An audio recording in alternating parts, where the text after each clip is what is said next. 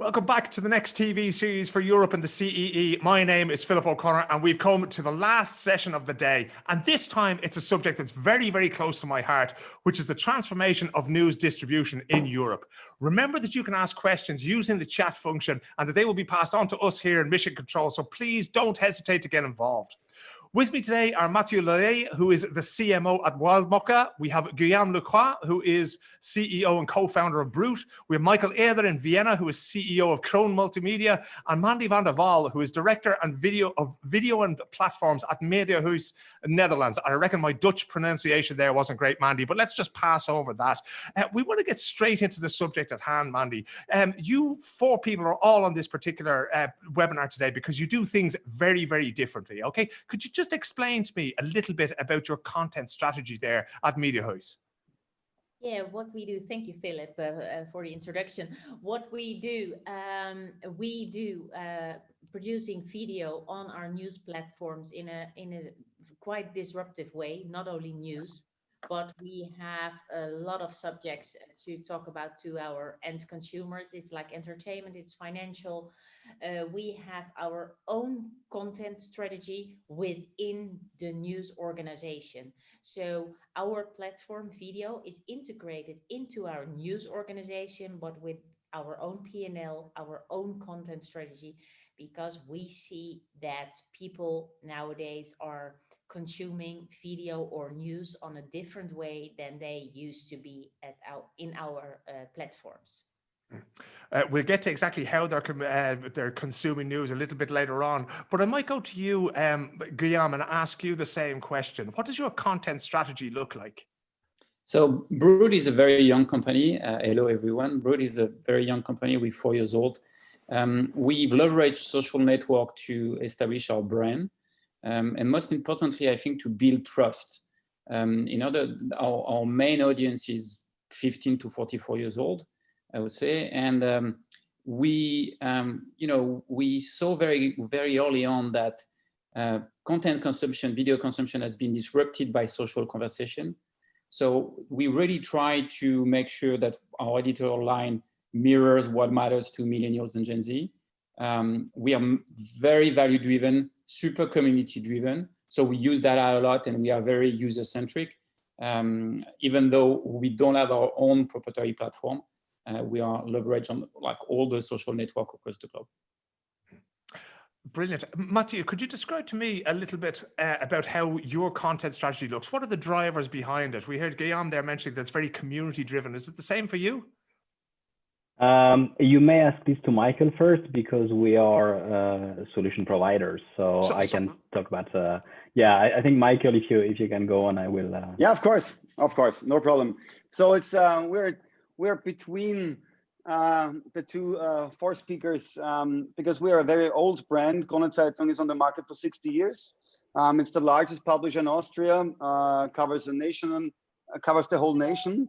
So what our content strategy was, but it's adapted from month to month, to say like that, is we try to cover all the topics our brand is identified with. So as my four speakers told or explained, we try to cover from sports, entertainment, but especially, of course, newsworthy content. And we try to develop not only formats which our brand is identified with, but we try to develop new formats which aren't under the umbrella from Krone Zeitung. So we try different things for different section of people consuming us.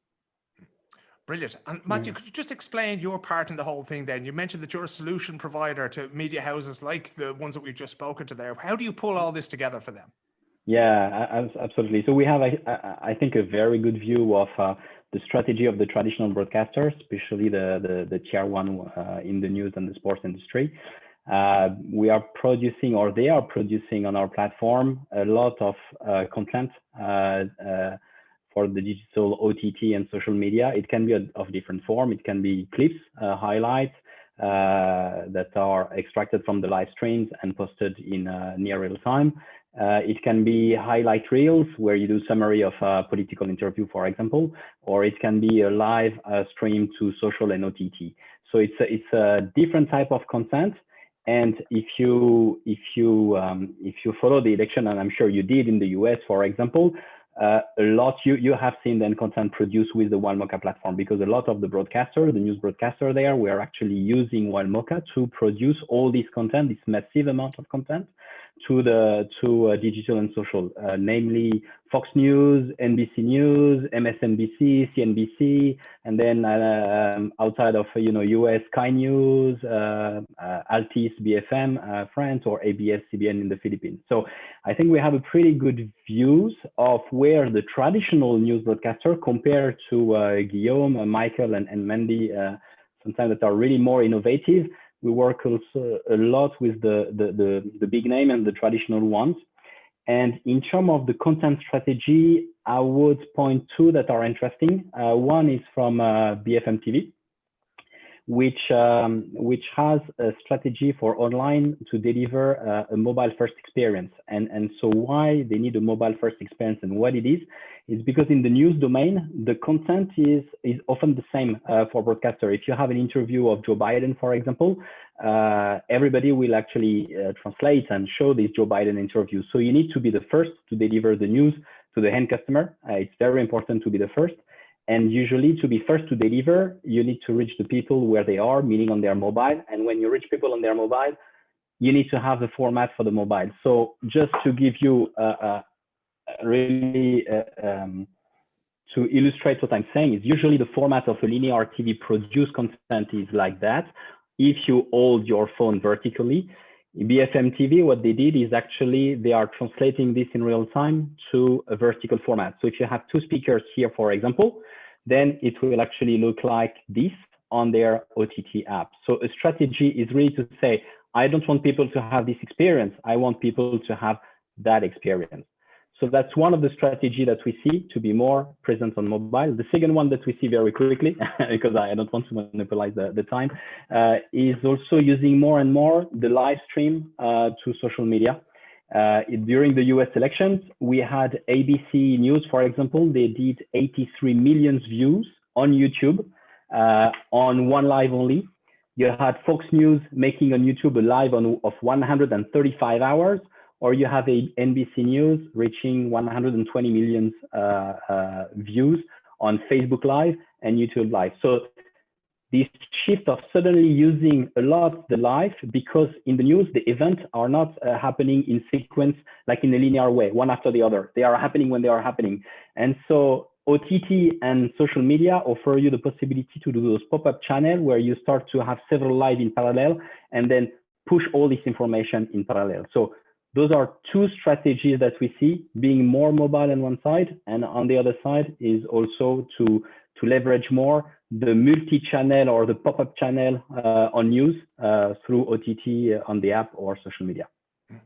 You mentioned there, Matthieu, that it's very important to be first with the news, and that whoever gets their hand on it, they can use your platform to sort of put it into the format that they need for mobile. Mandy, how important is it for you to have live content? Because you can't get quicker than live. If you got it live, you've got it first automatically, or at least, you know, you're tied with everybody else. Is that important to you when you're delivering the news for your platform?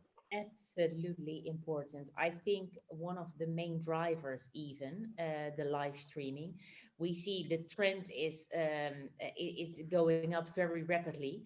If we look in maybe 2 years time back, yeah, we had maybe 1 day a week we did some live content. I think now it's 3 or 4 times per day we are live, and we are just a news platform, but we want to be the first.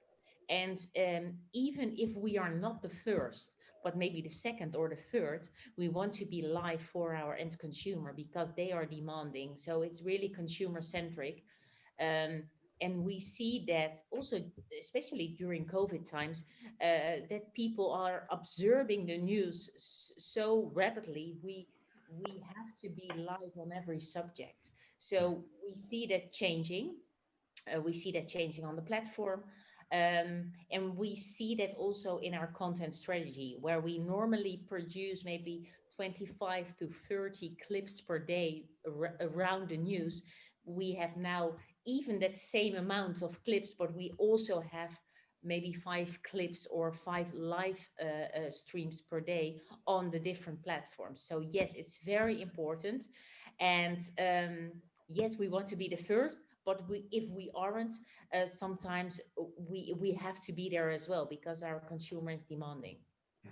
Of course, Guillaume, this is not really a new thing, right? If we go back to the murder of John F. Kennedy in the 1960s, the moon landings, 9/11, live has always been very, very important, and it has always been very, very engaging. Now, you're competing with the sort of the big guns there in France, and you tend to grow loyalty through that. If people turn on your station, your channel, your platform, they tend to stick with your reporting then. Is that what you found with COVID over this past 6 to 8 months?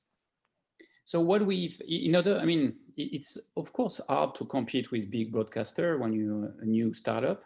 I think there's several ways to do it. The first thing is like, we are more interested in producing sense and values out of the news than really being into the breaking news. If you want to be into the breaking news, you need to have like large resources, large newsroom, a lot of people and everything. So we try to, we only do, like, if I take France, for instance, on Facebook, we do maybe 8 videos a day, but we try to make sense every time we make a video. When it comes to live, what we've seen is like, we've changed the format of live through Facebook Live, for instance. We do immersive live. We are with the people for like a very long time. We interview a lot of people. We don't cut them. They have time to express themselves and everything. And we've seen incredible results. We have an ongoing social movement in France called the Yellow Jacket. Yep. The third weekend of the Yellow Jacket, we had more than 22 million French people watching our like 10 hours live. But it's a very different experience from traditional TV. I think there's really 3 type of behavior to consume news for, I would say, next generation. You have an updated one, where they want to be updated. It's mostly through social network. You have a dedicated one, where they absolutely want to learn. They have an idea. They know what they want to watch. It's maybe Netflix or YouTube. It's a destination. And there's a intercepted one, where they are intercepted, and the live has that function. Live has like a FOMO effect, where you're like, what's happening? I want to be part of it. And what we've seen too within our communities, it's the fact that live became a forum. Not only you watching something unfolding, but at the same time you comment a lot. You have like subgroup of discussion within that live. It's a very interesting forum effect. I always found it fascinating because, again, I work with TV and video journalism, and sometimes I'd be out on the street. I remember doing it at Euro 2016 in France, and just being out on the street, I think it was in Lille or somewhere, and just filming. And it was being used as what's in the business is called wallpaper. So that was just the pictures that were going on behind the press. And I thought, this is the most ridiculous thing ever. And yet they were able to speak over it about fans and fan culture of the game. And it was an integral part of the thing. Michael, how important is live to you in your business? And again, much as Guillaume was talking about there, what kind of live things do you do if you use them at all? Mm-hmm. So we're trying to do different things on live. As you mentioned, the European Mastership 2016, we started with live content with this championship. Very, very not a high flyer with live, but we started it, and it was a small program, in small ways. We tried to cover live the European Championships, but only in commenting it, not showing the live games, because it's very costly. So what different kind of things we're trying? Of course, as a media house, we try to do the breaking thing, breaking news. What we learned out of this year, especially with COVID, it's not necessary to have huge studios, to have I don't know, a lot of special content. It's okay for breaking because it's very fast on TV and over OTT. To give a brief description of a situation, to tell people what is going on, because many things are very diffuse. They don't know what's happening, and it's even faster than writing content on whether online platforms or especially to the newspaper stuff. So this is one thing. We try to have breaking news, live content. The other thing is we have live shows, especially discussion shows. Those shows last more than 1 hour, and we try to publish, or we do publish it on linear TV, on our own OTT platform, but we started it in first on Facebook Live. It was our first content piece, which was longer than 2 to 5 minutes, as I said, like near to 60 minutes, to get the community into this show. And we made it possible that the people, when they comment, the moderator took the comments and integrated it into the show. So in this show, we have the chancellor, we have famous people telling stuff and talking about topics which are related to actual situations on the market. So this is the other stuff. And the third topic we try to do live is, of course, sports. So we cover sports. That is not we do not have the highest football. Rights, yeah. Yes, the broadcasting rights for the highest class football media or skiing or stuff like that. But we try to do the regional stuff. So we cover tennis matches, handball. We cover football, but the classic the classes that are not the first or second stage. So we do that, and that is very well anticipated. It's amazing because a few years ago, one of the things I was asked to do was I was asked to commentate live on a pike fishing championship here in Sweden. And when you think about it, you think, oh, why would you do that? That's a very niche thing. And it turns out that there are 600,000 registered soccer players in Sweden. Right. There are 1.7 million people who fish 5 times a year or more. So it's actually huge in comparison in terms of participation. But that actually leads us down another fascinating rabbit hole, because in that, I remember a newspaper here in Sweden opening up a TV studio, and they said that they had a goal that when something big happens in the world, they want to be live within 5 minutes. And my question was always, why? What can you tell me about something happening in America or Australia in the 5 minutes it takes you to go live that I won't hear anywhere else? And I'm going to put that question to you guys as well. Maybe I'll start with Mandy. Mandy, how do you differentiate yourself in the Dutch marketplace? Why should I watch your content rather than one of the more traditional broadcasters? What we have seen that we are live in, for example, 1 minute. So the traditional broadcasters, they do a lot of stuff and they are not immediately live. So we are there before the others. That's one thing. And we are open for discussion. It's not via scripts. If we add more information or there is more information about the subject we are talking about, it's flying in. We don't have any restrictions. Normally a TV show or a journalism, we don't have that. And therefore, is there something big happening or breaking news, we are there. And sometimes we did a couple of weeks ago what happened in Vienna or what happened in Barcelona years ago. We were there for maybe 3 to 4 hours. And not the traditional 30 minutes or the 20 minutes of an 8 o'clock news. So we had all the information, and we received a lot of information during the show, and we told that in our way, and that everybody could understand. And we did also we do always the interaction as well. So and I think that's differentiating us with traditional television stations. So yes, we can be live in 30 seconds. We add more content. We are discussing the content. We interact the content, and there is no time frame. That's what we do. Excuse me, because I can underline what Mandy says. The people demand that they get a brief description about things happening live. They want it live. They need it live. And Mandy mentioned the terror attack in Vienna. That was a huge thing here in Austria. And we were live within like 10 minutes, around 10 minutes, 12 minutes. And we had more than 300,000 people live on this show. And we made it in like 7 hours. We had live broadcasting. But the people need it, and the legacy TV station or classic or TV broadcasters, they need time. ORF is the largest one in Austria, and so the incident happened at 8 o'clock, I think, 7:30 or something, and ORF started with broadcasting at 10 p.m. So there were a time span of around 1.5 hours where they showed, I don't know, a happy TV series or something. And after that, they started with their broadcasting, of course, on a very, very high level. But people want it now and live, and they need the information, especially when it's happening around them.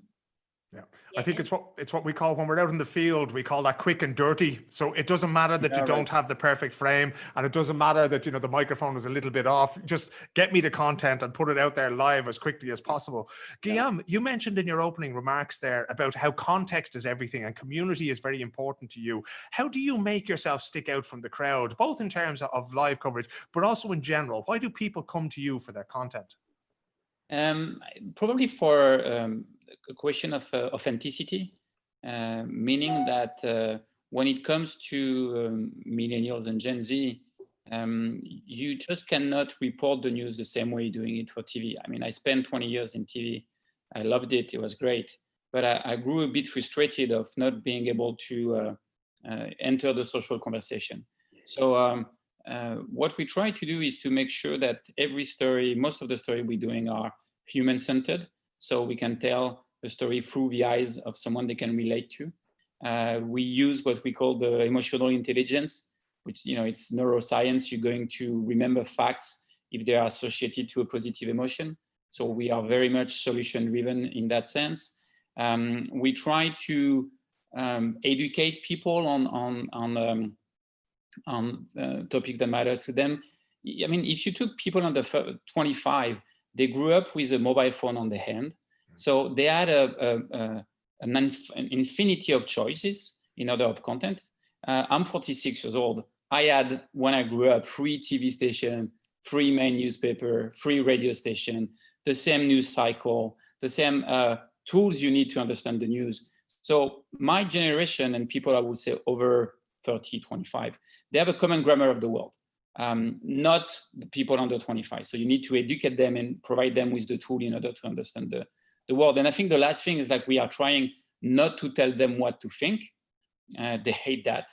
But we are trying to spark meaningful conversation among them, educating them, giving them enough context on the world. And most of the time, you know, I don't remember who said that, but trust is consistency over time. So we try to make sure that every single time they are seeing our content, they can trust us. And we are building that strong relationship between the media brand and the community. Matthieu, I suppose the tools and the services and the skills that you provide are what help broadcasters differentiate themselves in terms of being able to pick things out of press conferences or briefings or instance. But how do you differentiate yourself? Because Wildmoka is one of a number of players in that field. So what do you do to stick out there? So our customers, the news broadcaster, they have different strategies to differentiate themselves, but most of the time and as Guillaume was saying, they want to be more relevant. And one way to be more trusted and more relevant is to provide more local information. And so this is an area where we see a kind of raise, a very strong raise. For example, in the US, Graham Media or NBC local station, 2 other of our customers, by the way, they got a huge raise of audiences, especially the younger audience during COVID, because they had those local information, the occupation in the hospital of the bed and all these kind of things. So, and we see in France, BFM TV, which is the leading 24/7 national broadcaster, they actually have a very aggressive strategy in growing their local news footprints. They are continuing to have local news stations. Those local news stations, they have only local content. We are talking about traffic, weather, COVID information, etc. And they have like 2 or 3 lives per day, and then the recording, they stream the recording on that. So I think this space is really booming because the barrier to deliver and to produce content are lowering with the mobile journalism, with the 5G coming, with the 4G camera, and with the cloud-based content production solution that allows remote production. All this lowers so much the cost of creating content and broadcasting content on digital that I personally think that this space of local news will just continue to expand. Whether it's as part of a big brand or whether it's really local initiatives. It's a fascinating point that you make there, Matthieu, about the local news thing. If you take the recent American election, Donald Trump actually owns a hotel in the west of Ireland, and the local newspaper basically announced the results of the election by saying local hotelier fails in presidential bid. And it was just a perfect example of exactly what you're saying, of how all news essentially, or the most exciting news for everybody, is local. One of the ways, of course, that all these things is distributed is through social media. And we're flying through different kinds of social media. 10 years ago, I think we only had Facebook, and then Twitter came along, and now apparently that's only for old people with gray in their beard like me. Now it's Instagram, now it's Snapchat. Mandy, how do you work with things like that? Do you use your own platform, or do you have favored social media channels that you use to reach your viewers? Now, there are a lot of social platforms, but we prefer to do everything on our own platform. But of course, we cannot deny that there are social platforms. So what we did, we created our own strategy for the social platform. So if it's TikTok or YouTube or Instagram, yes, we have our own strategy. We're producing special content for those platforms because it's another target group. It's another way of distributing your content. And hopefully there is a funnel and that the younger, most of the time is a younger audience on the social platform, and we can create a funnel and they can use to the brands we have. And hopefully they are in the coming years, they see us as a trusted brand and they come to our own platform. But yes, we are there. And I think it's a dream that you say, okay, people, we are not on social because everybody has to come to our own platform. So therefore, we developed a content strategy per social channel. And hopefully in the coming years, we see that the traffic from those platforms is going to our own platforms. But that's what we produce. That's also demanding more people, extra teams. But yeah, we need to be there. Guillaume, where am I likely to find your most loyal and listeners and viewers? Where do we find them? Is it Snapchat? Is it TikTok? I keep saying to my kids, I'm going to open a TikTok account. They go, no, Dad, don't do that. Is that where they are? Or will you find them on traditional platforms like Facebook? You will find them pretty much anywhere on social. I would say Facebook, Snapchat, our main. I mean, if I take France everywhere, I would say Facebook, Snapchat, YouTube, Instagram, TikTok and everything. Well, I mean, you know, what's interesting with those platforms is like they each, you know, every which one have a specific function. Facebook is really about social conversation. Twitter is about opinion and outrage, I would say, but like, you know, like at least strong confrontation of views. YouTube is a more dedicated place where you have you have longer content. Snapchat is super interesting in the way it's super creative, and you have an incredible reach on a younger audience. So you need to adapt. It's not the same type of content you do, but it's very interesting. We are very focused on usage at Brut. So we are, of course, it's for us 92% mobile phone, but you know, as we grow, we are very interested in going into the screens and the streaming things. We're thinking about launching a SVOD platform, value-driven, community-driven. I think we can, you know, we have a very strong value proposition around values, I would say, and it's global. It works very well for younger generation. And I think we can push that proposition to the SVOD platform, to live conversation platform, to even gaming, for instance. It's like you need to be at every touch point of the generation, but understanding the usage.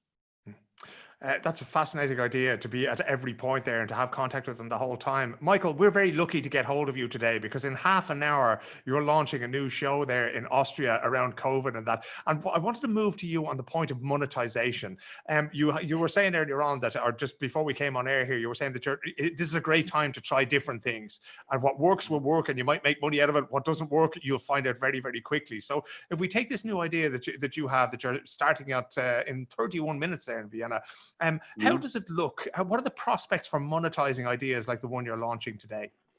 So as you said, thank you for the question. As you said, it can be a strategic purpose for brand awareness to start new formats or new shows. It's not only for monetization.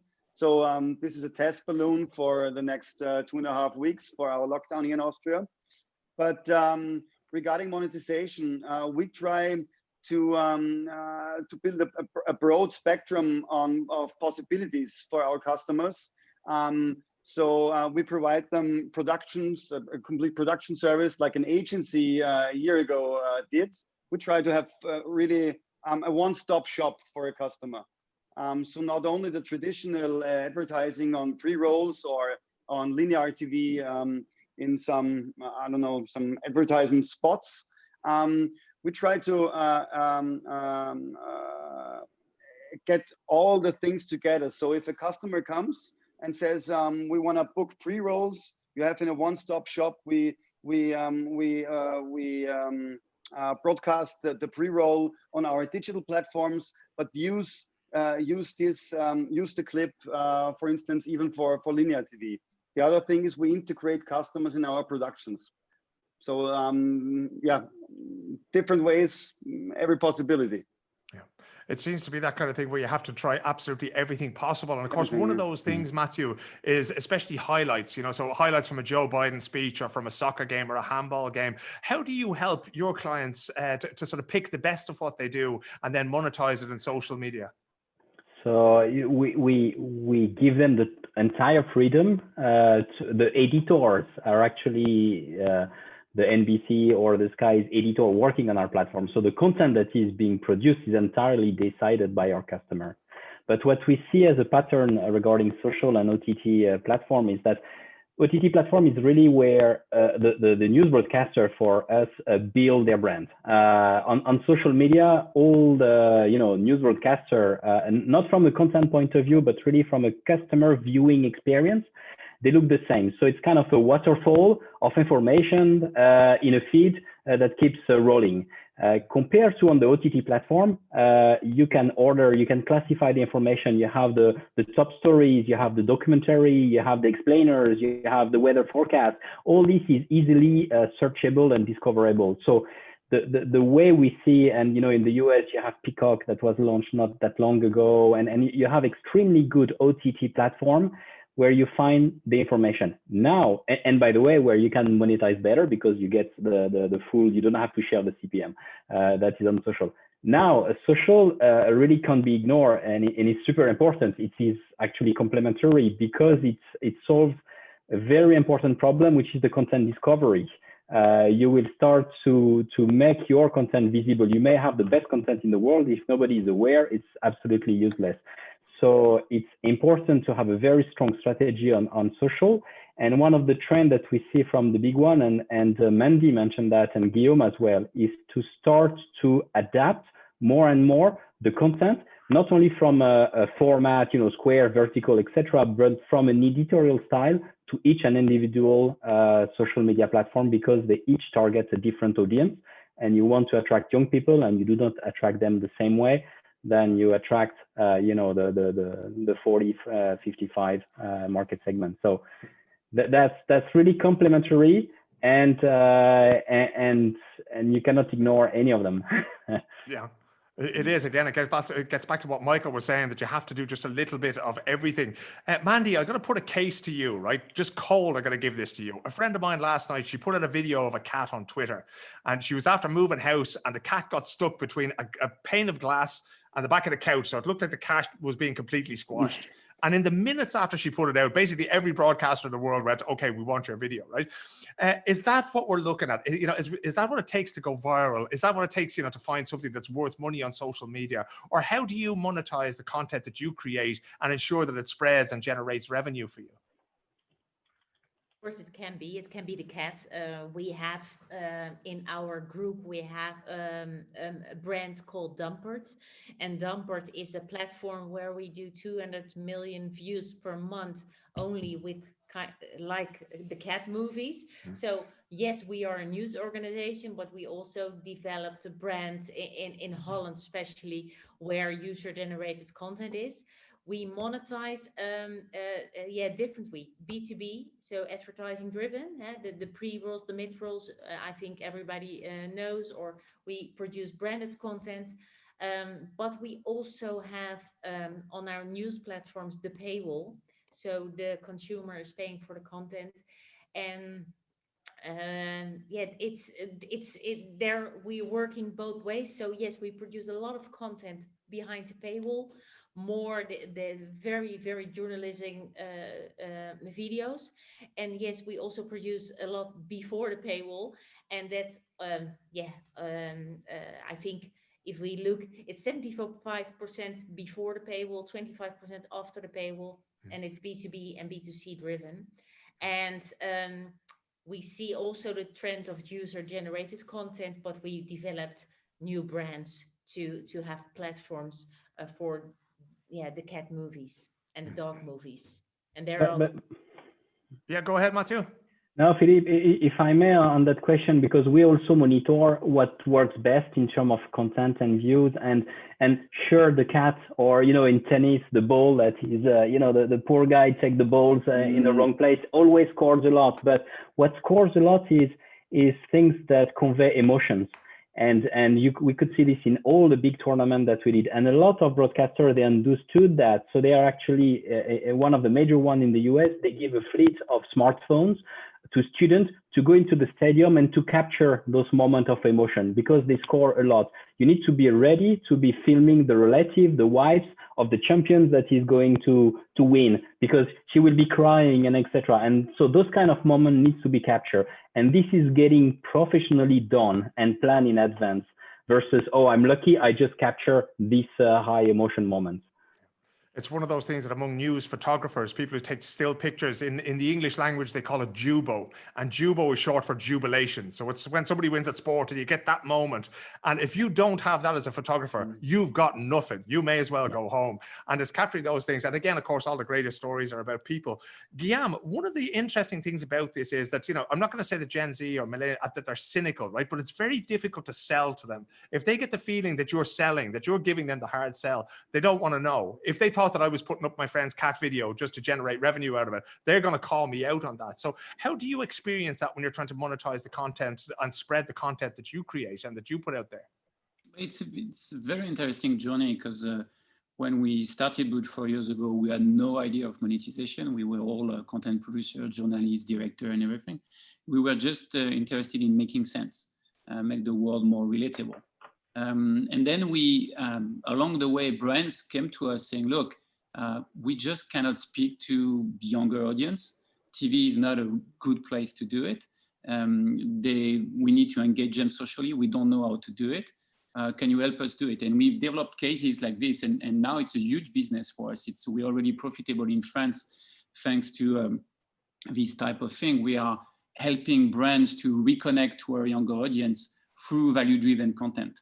But you need to do it in an authentic way. So we say no to some brands when they come to us for greenwashing and social washing and that kind of stuff. Once again, I think it's the question of usage.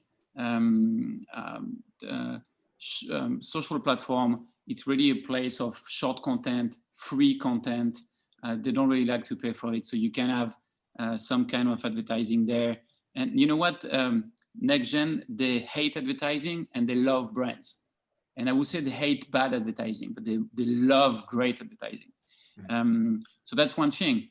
When it comes to SVOD, for instance, if you have a strong proposition value and you offer something very different from what you have on social network, they're ready to pay. We polled our community, 50% of our community is ready to pay for SVOD subscription plan. So once again, for me, it all comes back to usage. And one thing on the cat thing, I think it really depends on what you want to build. Do you want to build a media brand or do you want to build a business? If you want to build a media brand, you need to define your brand, to build the brand equity through the value that you're adding, the sense that you're adding to the viewer or the customers, whatever you call it. If you do aggregate content, and if you do cats, everybody can do cats. I mean, there's very good example of people who have built very strong businesses out of cats, but I'm not sure you are building a media brand. It's not much of a sustainable brand if all you're getting. I mean, what seems to be working now is the hourglass, because I noticed that the people who are putting up, you know, we don't have to mention any websites or newspapers, but they're putting up both kinds of content. So they have both serious journalism and kind of like the old news bulletins back in the day, you know, just before the weather, you have one sort of good news story.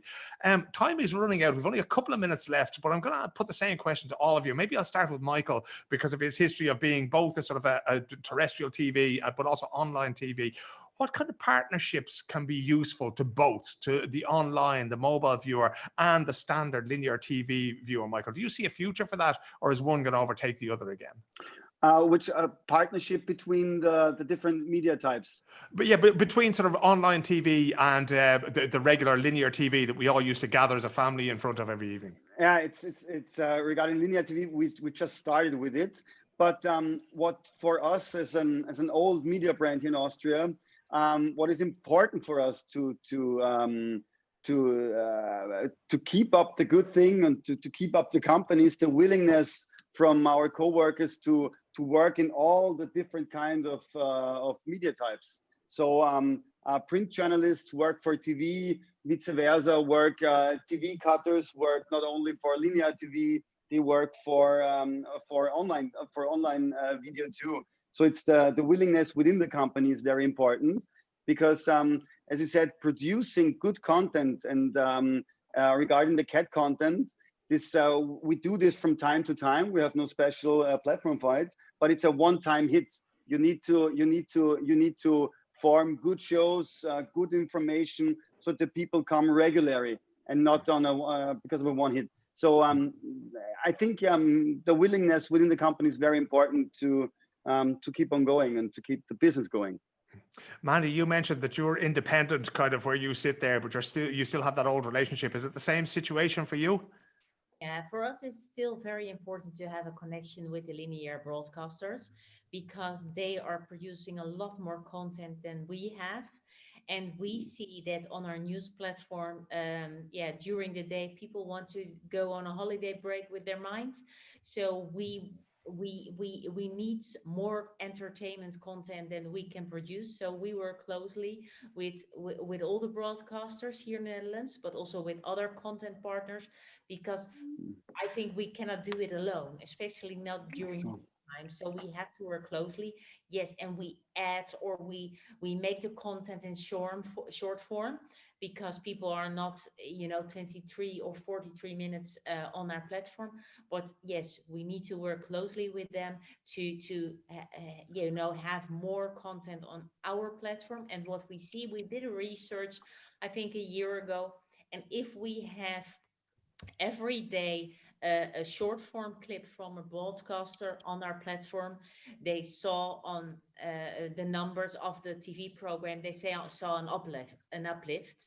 So that's quite interesting. So it's like a marketing tool, but then used in a different way. Guillaume, very briefly, if you could, please. Do you see yourself taking over from the major broadcasters in France, or do you see yourselves working hand in hand in the future? No, we already have a strong partnership with the public broadcast system, the France Television Network. We've produced a huge prime time for them on environment.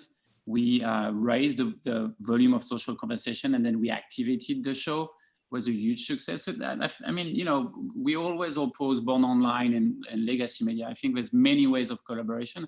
Once again, do you want to make sense? How can you make sense all together? How can you mix your audience and your communities? That's super interesting to me. Matthieu, where do you see the future? Will you be working more with online providers or more with linear providers in the future, do you think? I think maybe the end viewer's habit is going through a delinearization. So meaning you may like to watch some program in a linear way, and some others, like the film on the evening, you may go to Netflix and something. So I think it's going to be a mix and a complementary environment for some time. Now on digital, you have so many additional functionalities, like the possibility to scale the number of live channels as we talk, or the things like the time shifting, or the catch up or replay, or the clips, or the summaries. And so and the engagement that you have is so higher on the digital way of connecting to the audience, that I think that gradually it's going to move to an entire, digital experience. And whether you're watching on a TV, on Apple TV, on a tablet, and etc., it's going to just be a different screen that you're using, a different device. But I think this is going to merge eventually, and the frontier are already blurring, by the way. It looks like we have a fascinating future ahead of us. We actually almost created one of those viral clips. Do you remember when Mike Pence was doing the debate and the fly landed on his head? But unfortunately, Matthieu was talking when that happened to me here in the studio. It's an opportunity missed. But if you've been listening to our 4 panelists today, you'll find plenty of opportunities in the future of this business. That is it for today. Thanks to all our guests, to all our speakers, to all our moderators, and not least, thanks to all of our viewers and listeners around the world. Join us again tomorrow for another day, which will be jam-packed with discussions. We're starting off at 9:30 Central European time for the last day of Nextv Series for Europe and the CEE. Thanks again and have a great evening. Thank you all. Thank you.